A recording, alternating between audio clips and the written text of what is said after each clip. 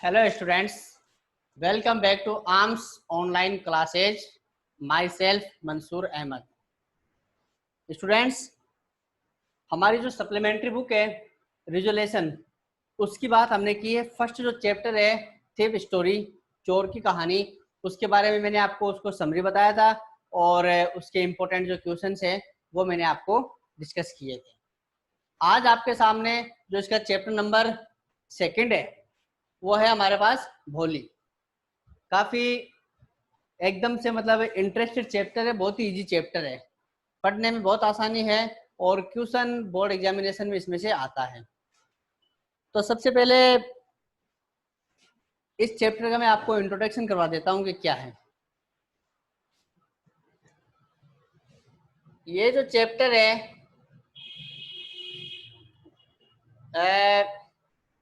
एक लड़की है जिसका वास्तविक नाम तो है सुलेखा. सुलेखा इसका ये रियल नेम है और इसी को घर पे क्या बोलने लग गए? भोली. इसी को घर पे क्या बोलते हैं? भोली. क्यों बोलते हैं वो देखिए.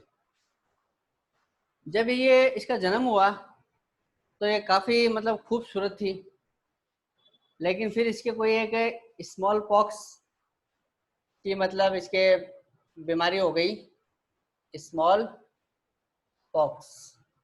और ये स्मॉल पॉक्स क्या है कि इसके पूरे शरीर पे हो गए, सिर्फ आंखें बची है. तो अब ये स्मॉल पॉक्स हो गई जिससे कुछ मतलब बदसूरत सी हो गई, जो इसकी खूबसूरती थी ना वो चली गई है. और जब ये एक छोटी बच्ची थी तभी इसके जो सिर पे एक कोट, कोट मतलब जो खटिया होती है जिसको हम चारपाई बोल देते हैं, वो खटिया इसके सिर पे गिर गई, जिससे इसके सिर का कुछ हिस्सा है वो डैमेज हो गया. और अब इसको जो मतलब कुछ ही चीज़ें याद नहीं रहती है.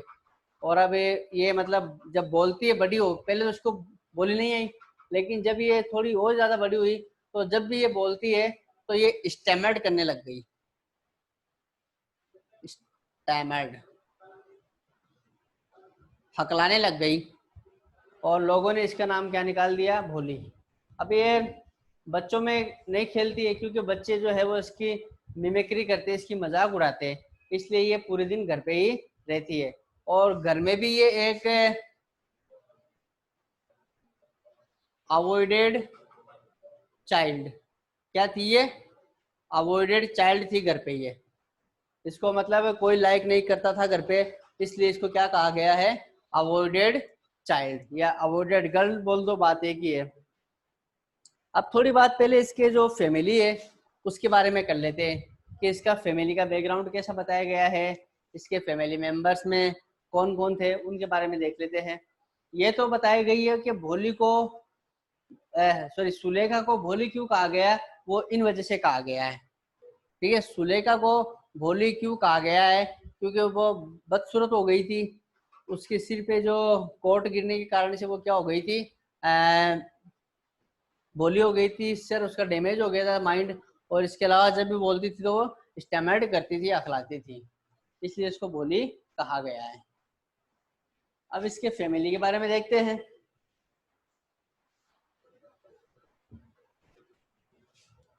फैमिली में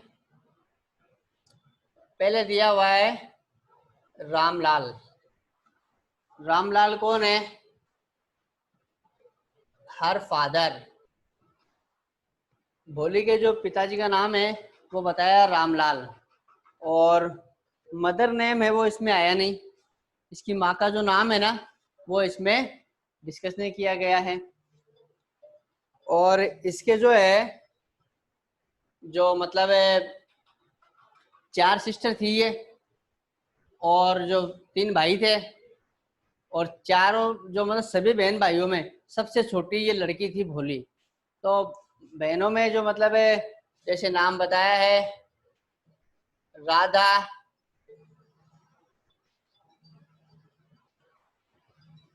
चंपा,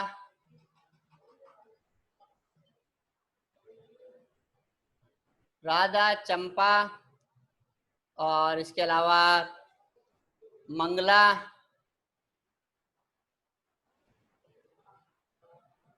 और एक है सुलेखा।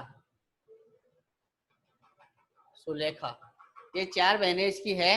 और जो भाई है उनको बाहर जो बड़ी सिटी में पढ़ने के लिए भेज दिया गया है। रामलाल एक जो फैमिली थी वो प्रोस्पिरियस था, अमीर फैमिली थी और अच्छा मतलब नामी किसान था वहाँ। गवर्नमेंट का ये मतलब जो प्रतिनिधित्व करता था उस गांव में, तो इसलिए परिवार में कोई कमी नहीं थी। अब इनकी जो परवरिश है, इनका जो फोस्टर है वो बहुत अच्छी तरह से किया गया। लेकिन भोली को, जो सुलेखा है, इसको एक अवॉइडेड गर्ल बता दिया गया है इसमें, ठीक है। मतलब माता पिता कोई इसको लाइक नहीं करता था। और ये जो कपड़े वगैरह इसके लिए आज तक कभी नए कपड़े नहीं बने। जब इनसे जो कपड़े आते हैं ये जब पहन लेती है और वो कपड़े इन तीनों के फिट नहीं होते, फिर वो किसको डिलीवर कर दिए जाते हैं? भोली को। ओके, इस प्रकार से ये इसका काम चल रहा था। गांव में एक जो प्राइमरी स्कूल है वो खोलने की बात हुई, तो उसके ओपनिंग सेरेमनी में वहाँ के जो तहसीलदार साहब है ना, वो खुद आए और उन्होंने रामलाल को कहा कि भाई तुम्हें ना अपनी बेटियों को स्कूल भेजना चाहिए। अब रामलाल में हिम्मत नहीं है कि वह तहसीलदार की जो बात है उसको अवॉइड कर दे, इसलिए उसने अपनी बीवी से कहा घर पे कि भाई भेजना पड़ेगा वो स्कूल। तो इसकी वाइफ बोलती है रामलाल की कि if we would send them school, who would marry them? अगर हम इनको स्कूल भेज देंगे तो इनसे शादी कौन करेगा? तो वो बोलती है कि आई हैव ए प्लान, कि मेरे पास एक प्लान है। We should send Sulekha to school, यानी हमें सुलेखा जो है ना, भोली है, इस भोली को हमें स्कूल भेजना चाहिए, क्योंकि इसकी तो वैसे भी शादी नहीं होनी है।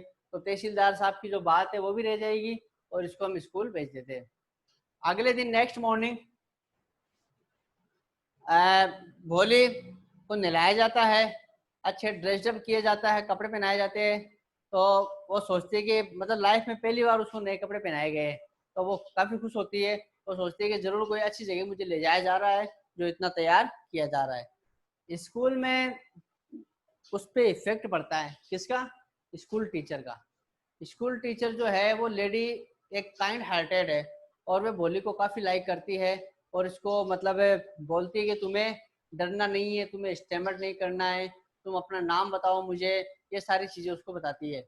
समय बीतता जाता है, टाइम के अकॉर्डिंग जो स्कूल भी अब प्राइमरी से अपर प्राइमरी हो गई है और भोली भी मतलब बड़ी हो गई है, काफ़ी कुछ लिख पढ़ सकती है, सब कुछ हो गया है।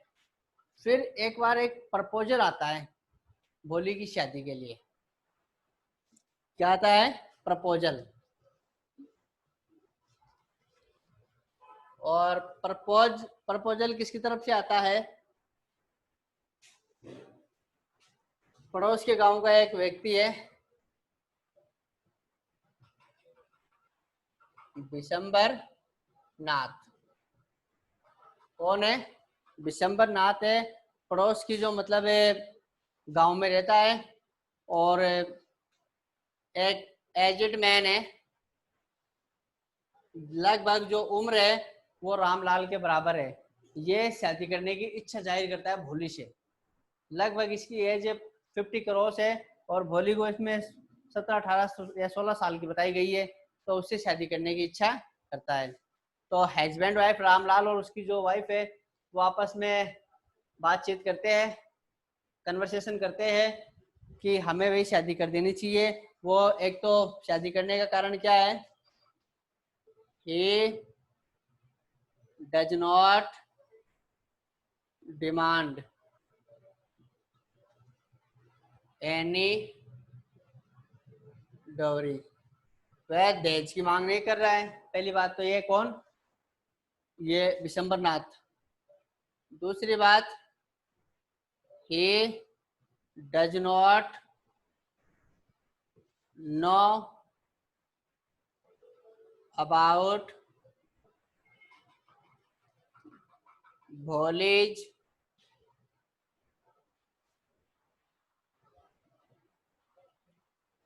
पॉक जो मतलब Bholi's mark,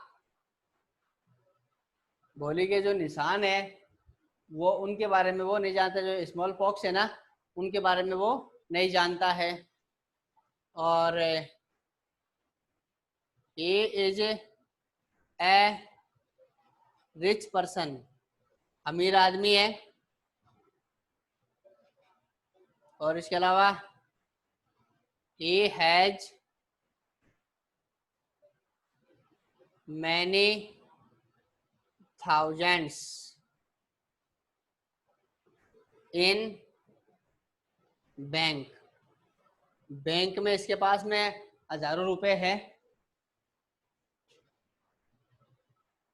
he has a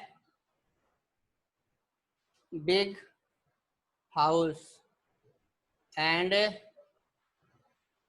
his own shop, गांव में उसके पास में एक दुकान है बड़ी और एक बड़ा मकान भी है। एज हुई तो क्या हुआ, मतलब इसकी जो वाइफ है बिशंबर नाथ की वो मर चुकी है, बच्चे हैं वो काफी बड़े बड़े हैं, लेकिन फिर भी ये जो माता पिता है भोली के वो इस प्रपोजल को स्वीकार कर लेते हैं। और भोली पास के जो रूम में सो रही है, मतलब लेटी हुई है, लेइंग किया हुआ है, और वो ये सारी बातें सुन रही है।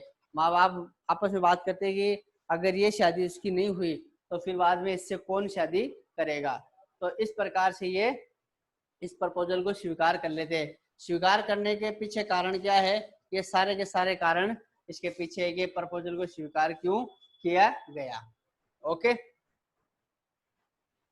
अब भोली भी इस चीज को मतलब ओपोज नहीं करती है, विरोध नहीं करती है, माता पिता की बात मान के शादी के लिए वो तैयार रहती है। जब शादी के दिन जब होता है तो विशंबर नाथ घोड़ी पे सवार होकर एकदम से बड़ी बारात के साथ में आता है और काफी ज्यादा सजावट वगैरह से वो आता है। इसकी इस प्रकार की सजावट देखकर जो इसकी अन्य जो बहनें हैं ना भोली की, उनको जेलस फीलिंग होती है। और रामलाल भी काफी खुश होता है कि भाई मेरी जो छोटी बेटी है उसकी शादी इतने धूमधाम से हो रही है। जब भोली को लाया जाता है मंडप में तो भोली अपना जो घूंघट है वो नीचे किए बैठी हुई है, और एक महिला आके उसका जो घूंघट है, घूंघट को कहा गया है इंग्लिश में वेल, वेल का मतलब घूंघट, तो वो घूंघट उसका ऊंचा कर देती है, जिससे जो विशंबर नाथ है ये भोली के चेहरे को देख लेता है और अपने पास में बैठे हुए फ्रेंड से बोलता है कि भाई जो भोली है, ये जो लड़की है, इसके चेहरे पर कुछ मार्क्स है आई थिंक। तो बोलता है कि भाई तो क्या हुआ, तुम भी तो बूढ़े हो और यू आर सो लैम्प, तुम मतलब लंगड़ा के भी चलते हो। तो बोलता तो भाई क्या हुआ, अब तो मैं शादी तभी करूंगा जब मुझे इससे सॉरी 5,000 रुपये दहेज में मिलेंगे, तभी मैं शादी करूंगा। रामलाल काफी रोता है, गिड़गिड़ाता है कि भाई तुम 2,000 ले लो, 3,000 ले लो, लेकिन वो नहीं मानता, बोलता है 5,000 ले लाओ या फिर अपनी बेटी को अपने पास रखो, हम तो ये चले। रामलाल रोते हुए अंदर जाता है और 5,000 रुपये दहेज के तौर पर लाके उसके कदमों में रखता है, और वो खुश होता है और बोलता है ठीक है अब मैं शादी करने के लिए तैयार हूँ। अब भोली जो है वो अपना घूंघट खुद ऊपर कर देती है और अब नीचे नहीं करती है, और उसकी आंखें वो सिर पे जो टकटकी लगा के उस अपने पति को देखती, होने वाले पति को। और ये पति क्या है, ग्रीडी है, मीन है, कवर्ड है, मतलब इसको लालची बताया है, नीच बताया है, डरपोक बताया है। फिर जैसे वो गारलैंड, गारलैंड मतलब माला, माला भोली को पहनाने जाता है तो भोली उस माला को छीन कर और जलती हुई आग में फेंक देती है। ये सब देखकर सब के सब शॉक्ड हो जाते हैं और वो सीधी बगैर रुके बोलती है कि मुझे शादी नहीं करनी है।